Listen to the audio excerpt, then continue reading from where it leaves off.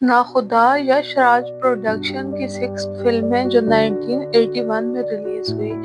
یہ drama film ہے۔ اس movie کی کاسٹ میں کلبھوشن، راج کرن، سوروپ، مدن مک موہن، بھارت کپور، جاوید خان، وکاس آنند، مدھو اور آشا سچدیو جیسے ایکٹر شامل ہیں۔ اس فلم کے ڈائریکٹر دلیپ نائک اور پروڈیوسر یش چوپڑا ہیں۔ مووی کے شروع میں ہم شیخو دادا کو دیکھتے ہیں جو کہ کچھ لوگوں کو کھانے کے پیسے نہ دینے کی وجہ سے مار رہے ہوتے ہیں۔ پھر ہم دادا کے کرایہ دار روی کو دیکھتے ہیں جس کے پاس کرائے کے پیسے نہیں ہوتے۔ جب روی کالج کی فیس بھی نہیں دے سکتا تو اس کی دوست سونیا اس سے پیسے نہ مانگنے پر ناراض ہو جاتی ہے۔ روی کو پتہ چلتا ہے کہ اس کا باپ مر گیا ہے تو وہ دادا کے پیسے واپس کرنے کے لیے نہ کچھ سامان اور اپنی ماں کا نیکلس انہیں دیتا ہے۔ دادا نیکلس واپس کر کے اس سے یہیں رہنے کا بولتا ہے۔ دادا کا بیٹا جب پوری رات عیاشی کر کے لیٹ واپس آتا ہے تو دادا اسے بہت بے عزت کرتا ہے۔ جب روی پیپر میں پاس ہو جاتا ہے تو دادا اسے اینٹونی کے پاس نوکری کے لیے لے کر جاتا ہے۔ روی جب سیٹھ کے پاس نوکری کے لیے جاتا ہے تو وہ اسے جاب پر نہیں رکھتا۔ جب اینٹونی کو یہ بات پتہ چلتی ہے تو وہ روی کو زبردستی نوکری پر رکھواتا ہے۔ جب روی کو پہلی تنخواہ ملتی ہے تو وہ دادا کو ایک شال گفٹ کرتا ہے۔ سونیا روی کو بتاتی ہے کہ وہ اس سے پیار کرتی ہے۔ دادا کا بیٹا چوری کر کے ڈھابے میں آ کر چھپ جاتا ہے۔ جب پولیس ڈھابے میں آتی ہے تو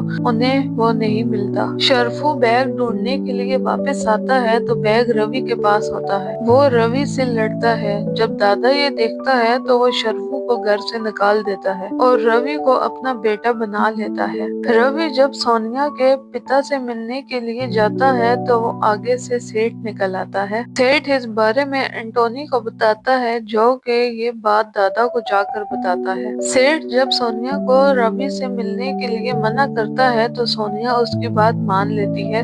یہ دیکھ کر سیٹھ اس کی اور روی کی شادی کے لیے مان جاتا ہے۔ جب دادا سیٹھ سے ملنے کے لیے آتا ہے تو سونیا دادا کو سب کچھ سچ بتا دیتی ہے۔ سیٹھ شادی کی یہ شرط رکھتا ہے کہ روی ان کے گھر رہے گا۔ روی پہلے تو یہ بات نہیں مانتا لیکن دادا اس کے اوپر زبردستی کرتا ہے۔ پھر روی اور سونیا کی شادی ہو جاتی ہے۔ شادی کے بعد جب روی اور سونیا دادا سے ملنے کے لیے آتی ہیں تو وہ وہاں پر ہی کھانا کھاتے ہیں۔ جب سیٹھ کو یہ بات پتہ چلتی ہے تو وہ خوش نہیں ہوتا۔ شرفو روی اور سونیا کو دیکھتا ہے تو وہ سونیا کو ہراس کرنے کی کوشش کرتا ہے۔